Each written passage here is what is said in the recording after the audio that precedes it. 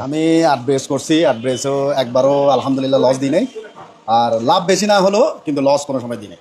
ঠিক আছে, হয়তো 2 চালানে আমি 2 ব্রেসে একটু কম পাইছি, বাদ বাকিগুলোতে আলহামদুলিল্লাহ ভালো পাইছি। আচ্ছা, ফানি ফাউন্ডেশন করে প্রতি ব্যাচে কেমন থাকে আর কি? প্রতি ব্যাচে কেমন থাকে? বাজার ধরেন 140 টাকা, 100 যে সময় 160 টাকা ছিল তখন আমি 1,500 মুরগিতে পাইছিলাম প্রায় 1,20,000 টাকা মতো। আলহামদুলিল্লাহ বলেন আপনারা সবাই। হ্যাঁ, তারপরে যখন 30 টাকা 25 টাকা মানে গত বেচলাম আমি 25 টাকা 28 টাকা 30 টাকা এরকম মধ্যেও আমি 30,000 টাকা মতো পাইছি। আচ্ছা, যাই হোক, 25 টাকা 30 টাকায় কিন্তু আপনারা লাভ করতে পারেন না। পারছেন আপনারা? পারছেন তো ধরে বলেন, পারছেন নাকি? আর আলহামদুলিল্লাহ এই মধ্যে মানে 8 ব্রেসের মধ্যে একবারও আমি 1 টাকা লস দিই। আচ্ছা, মুরগির খামারিদের একটা যুব উপযোগী একটা একটা বৈপ্লবিক পরিবর্তন যে আমরা 125 টাকার বাজারও লাভবান হইতে পারতাছি, কিছু না কিছু থাকতেছে। তবে গরুর সিস্টেমটা ভিন্ন আপনার। আচ্ছা, যাই হোক, ওনার মুরগিতে আলহামদুলিল্লাহ 8 ব্যাচে কোনো লস হয় না। আলহামদুলিল্লাহ লস হয় না। তো আপনাদের শুনে কেমন লাগছে? কথা বলে লাভ নাই, লাভ এটা হচ্ছে অন্য বিষয়, কিন্তু আমার লস হয় না। আচ্ছা, আয় গেল মুরগির ব্যাপার। এখন আমরা ফার্মেন্টেডে তৈরি করি। আসসালামু আলাইকুম, সবাই কেমন আছেন? আপনারা তো অনেক দূর দূরান্ত থেকে আসছেন। তো আমি এইখানে আসছি মূলত আরমান ভাই, ওনার সাথে খুবই একটা ঘনিষ্ঠ সম্পর্ক, এবং এইখানে চট্টগ্রামে অনেক খামারি ভাই, তাদের সাথে অনেক ঘনিষ্ঠ সম্পর্ক, কেউ 1.5 বছর, কেউ 2 বছর, এরকম একটা লং টাইম সম্পর্ক আছে। তারা আমার আমি যে প্রযুক্তিটা চালাই এটার নাম হচ্ছে ফার্মেন্টেড প্রযুক্তি। যে প্রযুক্তি 200 বছর আগে পৃথিবীতে আসছে, কিন্তু আমাদের বাংলাদেশে আরও 20 বছর আগে আমাদের বাংলাদেশে মুক্তি মাহমুদ নামে একটা লোক, উনিও চালাইছিল, সেটা গরুর জন্য কনফার্মেন্টেড। কিন্তু এটা উনি 2016 সালে মারা গেছে, তাকে আল্লাহ ব্যস্ত নসিব করুক। সে শুরু করছিল, কিন্তু ওইভাবে এটারে ব্যাপকভাবে প্রচার প্রচারণা করতে পারে না। কিন্তু এটারে পূর্ণাঙ্গ রূপ নিয়ে অসমাপ্ত কাজ আমি হাতে নিছি এটারে রিসার্চ করে, এটারে পুরা পরীক্ষা নিরীক্ষা করে, বিভিন্নভাবে পরীক্ষা করে দেখছি এটার কেমন রেজাল্ট আসে। নিজের ফার্ম থেকে শুরু করছি, ধীরে ধীরে 1 জন 2 জন 10 জন জানতে জানতে সারা দেশব্যাপী এখন মানুষ জানাজানি হয়ে গেছে।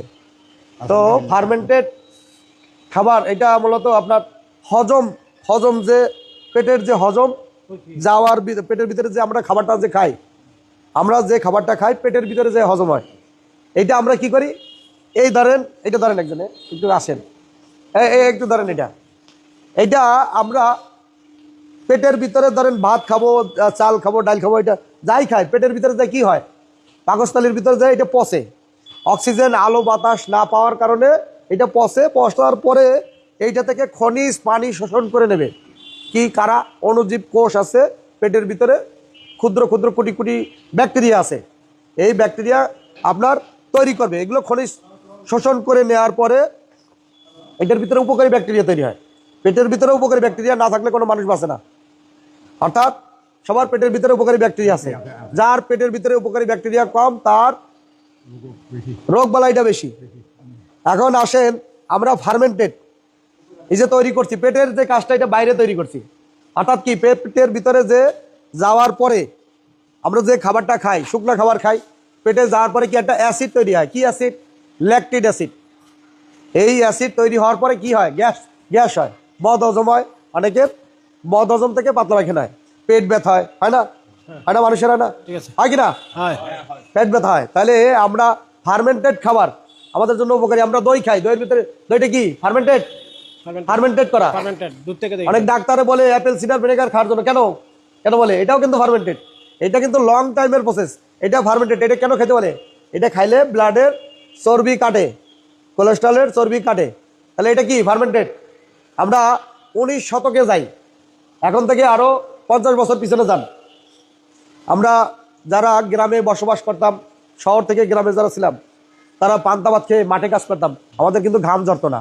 এটাও কিন্তু ফার্মেন্টেড। ওটার ভিতরে একটা ভালো ব্যাকটেরিয়া আছে, পেটের ভিতরে যাওয়ার সাথে সাথে হজম হয়ে যায়। গরমে কাজ করতাম, কোনো ঘাম ঝরতো না। এখন আমরা কি করি? শহরে আমরা যারা থাকি রাইস কুকারে রান্না করে ভাত খাই।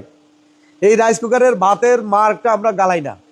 আমাদের মানুষের 2200 থেকে 2500 ক্যালোরি নেওয়ার ক্ষমতা আছে, সেইখানে আমরা নিতে আসি 3000 ক্যালোরি। তাহলে বাকি 500-600 ক্যালোরি খরচটা কিভাবে করব?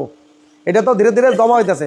জমা হওয়ার পরে দেখবেন কিছুদিন পরে পেট বাইরে হয়ে গেছে, ব্লাডে চর্বি হয়ে এসে গেছে, এরপরে হার্টে কি ব্লক হয়ে যাইতেছে। অতিরিক্ত ক্যালোরি, এনার্জি, ফ্যাট নেওয়ার কারণে।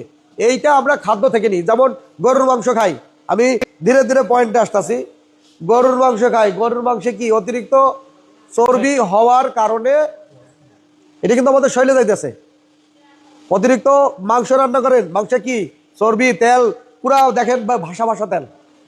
বর্তমানে আমরা যে মাংসগুলো খাই পুরা ভাসা ভাসা তেল, হয় কিনা? বাজারে যে মাংসগুলো খান চর্বি ব্যাপক পরিমাণে হয় কিনা?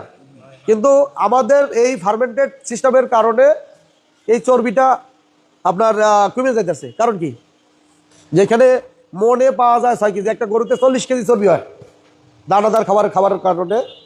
আর এইখানে আমাদের এই ফার্মেন্টেড দিয়ে মাত্র 2 কেজি চর্বি হয়েছে। মুরগিতে চর্বি হয় না, মুরগির মাংস সুস্বাদু। আমরা এটার আমাদের বাংলাদেশে যদি সুব্যবস্থা থাকতো তাহলে চাইলে আমরা এক্সপোর্টও করতে পারতাম, কিন্তু আমাদের তো ওই রকম আর্থিক অবস্থা নাই, বা আমাদের দেশ ততটা উন্নত না। ইউরোপের দেশে আপনার ইউগা গরু করে, আপনার এই যে জাপান ইউগা গরু করে, জাপান কিন্তু সে এক্সপোর্ট করে $1 লক্ষ উপরে, অর্থাৎ বাংলায় টাকা কনভার্ট করলে 1 কোটি টাকা একটা গরুর দাম। তাদের দেশ অর্থনৈতিকভাবে ধনী। কি কারণে?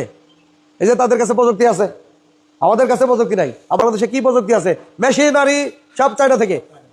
আপনি ফিড বানানোর মেশিন চায়না থেকে, বাংলাদেশে কিছুই তৈরি হয় না। হয় এখন এইখানে ফার্মেন্টেড করলে কি কি উপকার এবং কি ক্ষতি? প্রথমত অর্থনৈতিক, আমাদের যে বাংলাদেশের যে ডলারটা আছে, যার যতটুকু সামর্থ্য, আপনারা যদি আমি বলতাম এই ফিড তৈরি করতে একটা মেশিন লাগবে, একটা মিক্সার মেশিন লাগবে, একটা ফিড মেশিন লাগবে, আপনার খরচ যাইতো কত? ম্যাক্সিমাম 1.5 লাখ টাকা। 1.5 লাখ টাকা যাইতো কিনা? এই 1.5 লাখ টাকা কাদের পকেটে যাইতো? চায়নাদের পকেটে যাইতো। ওদের দেশ ধনী হইতো, ওদের পকেট বাড়ি হইতো। কিছু বাংলাদেশের যারা এটা ইম্পোর্ট করে তাদের পকেটেও যাইতো, তাদেরও বাড়ি গাড়ি হইতো। কিন্তু এখন এই 1.5 লাখ টাকা বাংলাদেশ ব্যাংকে যার যার আমানত তার কাছে থাকবে, তাদের টাকাটা কিন্তু বাইরে যাইতেছে না। অর্থাৎ আপনি কিভাবে টাকাটা সেভ করতেছেন? সামান্য একটা ড্রামে, একটু ধরেন, একটা ড্রামে, একটা বালতিতে ফার্মেন্টেড করে, একটা বালতি বা একটা ড্রামে ফার্মেন্টেড করে তৈরি করে আপনি গরু মুরগিকে খাওয়াইতেছেন, তাহলে কি ওই মেশিন লাগতেছে না? লাগতেছে। তাহলে আমাদের এই যে 1.5 লক্ষ টাকা সেভ, এই 1.5 লক্ষ টাকা দিয়ে আমরা ইনভেস্ট করে আমাদের শেড বা আমাদের যে প্রতিষ্ঠান এটা বড় করতে পারবো, তাই না? তাহলে আমাদের এই টাকাটা সেভ হলো। তাহলে বাংলাদেশে যদি ধরেন কয়েক লক্ষ লোক আপনার যদি মেশিনারি কিনে, এই কয়েক লক্ষ টাকা মানে আপনি সাধারণত 1 লক্ষ লোক ধরেন মেশিনারি কিনছে 1.5 লক্ষ টাকা করে, এই 1 লক্ষ ইন্টু 1.5 লাখ, এটার ইন্টু দিয়ে গুণ করেন কত লক্ষ কোটি টাকা, কত হাজার, 1.5 হাজার না 1.5 লক্ষ টাকা, 1.5 লক্ষ কোটি টাকা, 1.5 লক্ষ কোটি টাকা, 1.5 লক্ষ কোটি টাকা সেভ হবে। বাংলাদেশের কর্মসংস্থান আরো ব্যাপকভাবে বাড়বে, অন্য খাতে বাড়বে। এই টাকা যদি বাংলাদেশ ব্যাংকে থাকে, এটা কিন্তু একটা পয়েন্ট। কিন্তু অর্থাৎ আমাদের এই টাকাটা একদিকে মেশিনারি টাকাটা সেভ হয়ে গেল, বাংলাদেশের অর্থনৈতিক টাকা রেমিটেন্স বাংলাদেশে থাকলো। হ্যাঁ, আর একটা দেখেন, এই ফার্মেন্টেড দিয়ে আমরা গরু মুরগি পালন করি।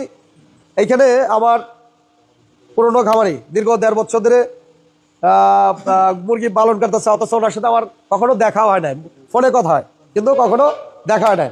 আজকে সরাসরি দেখা হয়েছে, তো ওই ভাইয়ের সাথে একটু মোলাকাত করে আসি। তো মাইক্রোফোনটা কই, কোথায় একটু দেন,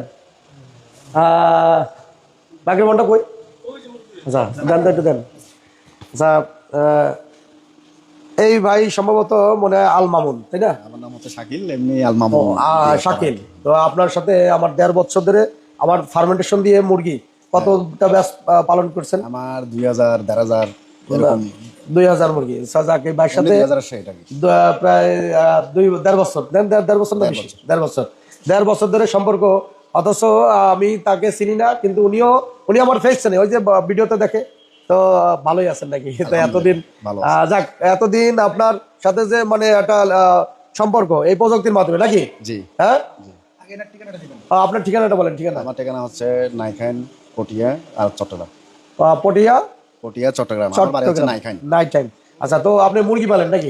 কতগুলো মুরগি? আমার মনে হয় 2000 শেড, অনেক সময় বরাবরই তুলি, অনেক সময় কমাই তুলি, বাড়াই তুলেন মোটামুটি। আচ্ছা, আপনি 1.5 বছরে, এই 1.5 বছরে কতগুলো বেচ পাচ্ছেন? এখানে তো মুরগির খামারি কয়জন আছেন ভাই? 1.5 বছরে আপনার প্রায় 8 বেচ মতো করছে। 8 বেচ। মুরগির খামারি কতজন? সবাই মুরগির খামারি, গরুর খামারি তো আছে নাকি? আচ্ছা, আপনাদের এই ওনার কাছ থেকে আপনাদের এলাকারই তো নাকি? এলাকার পটিয়ার লোক, ওনার কাছ থেকে আমি সরাসরি জানি। আপনারা তো মনে করেন যে আয়োজন করছে আরবান ভাইরা, তারাও গরু লাভবান হয়েছে, ওনাদের কাছে পরে যাই। আগে আপনাদের কাছের লোক, ওনাদের কাছ থেকে আমি একজন ব্যবসায়ী, আমি বললে পরে কথাটা অন্যরকম শোনা যায়, কিন্তু উনি যেহেতু এই জায়গার লোক, ওনার কাছ থেকে শুনবো ওনার কয় ব্যাচ লস হয়েছে, কয় ব্যাচ লাভ হয়েছে, কিরকম লাভ হয়েছে, বা সুবিধা অসুবিধা কি, মুরগির মাংস কেমন লাগে, আর মুরগির রোগ বালাই কেমন আসে, এটা একটু আমরা জানতে চাই। না, আলহামদুলিল্লাহ